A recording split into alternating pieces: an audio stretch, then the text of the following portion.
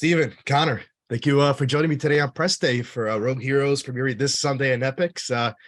Exciting times. I was able to watch the first two episodes last night, and they're fun. I love how it's like the suspense, a little mystery, fun, action.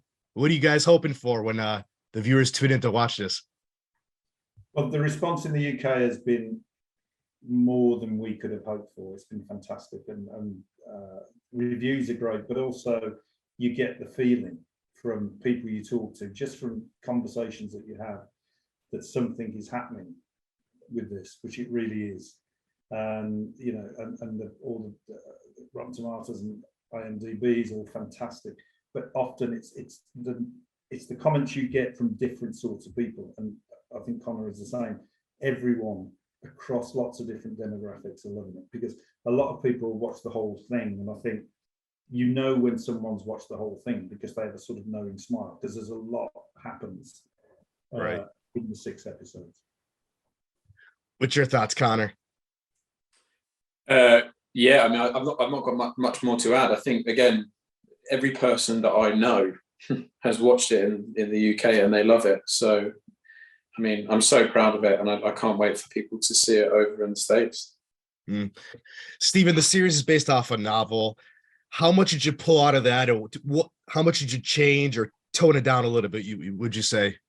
It's based on a factual book, actually, not a novel. It's called SAS Rogue Heroes, written by Ben Macintyre, which is a book that gives the account of the SAS in the Second World War, and he was given access to a lot of stuff, confidential stuff that had never been released before. So this is pretty much the definitive story of what really happened. My job was to turn it into 6 1-hours. And what I found was that I had to, rather than embellish and exaggerate things that had happened, I sort of had to pull them in, because a lot of the things that these people did, no one would believe.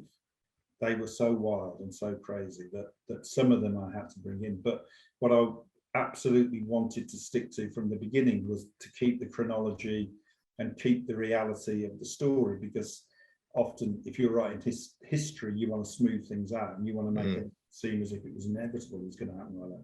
But there's a lot of chaos in this, there's a lot of madness, there's a lot of decisions that are made that are wrong by our heroes, and our heroes make mistakes, and you know, the fog of war. I wanted to make sure that we kept all that and didn't try to sort of smooth this out to something that we've all seen before. Connor, David Stirling, how did you approach to play this character? What kind of research did you put into it? I think I read a lot of the literature that was there. I read his autobiography, which was one of the, I mean, all of these things that I did, really reading his autobiography and things like that, there was just extra embellishments, you know, because the scripts were so strong that you knew who the character was without knowing who he was as a real person. And I tried not too hard to do some sort of impersonation or anything like that, because that would be truly awful. And I think that I just sort of tried as best I could to embody that spirit of him, and yeah, that was one of the most joyful experiences of it all, was being able to kind of really step into that spirit of a rogue kind of warrior. I didn't think too much about him being a real person, just because I think it's unnecessary pressure that I definitely wasn't willing to accept. But reading his autobiography was really great, just to hear how he spoke about himself. Stephen, how did you go about casting in the series with the creators and the producers, and what did you look for exactly for the lead characters? Honestly, we wanted the best actors of this generation, and we wanted to reflect the fact that the real people were in their early 20s, and some of them were 19. They were young people, and we wanted this generation, this young generation, to come in.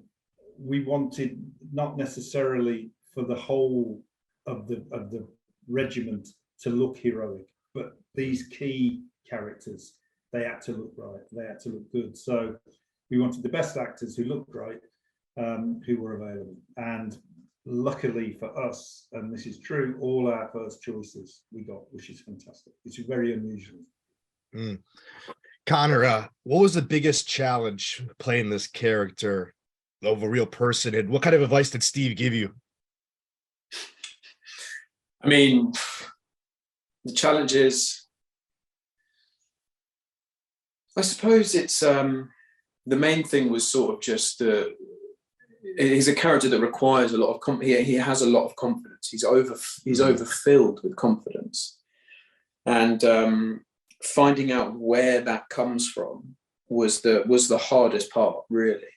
And in the end, I sort of just came to think myself, well, that's just him, you know, and his response to when things go wrong, that's just him. That's just his response. I think I spent too much time perhaps psychoanalyzing these guys that were psychotic.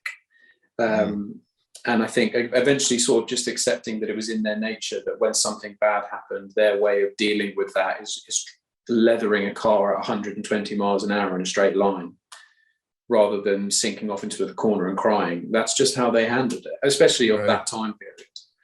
And then when I sort of started accepting that, he sort of just kind of came into me, and it really kind of flowed. And I never give advice to great actors, by the way. That's right.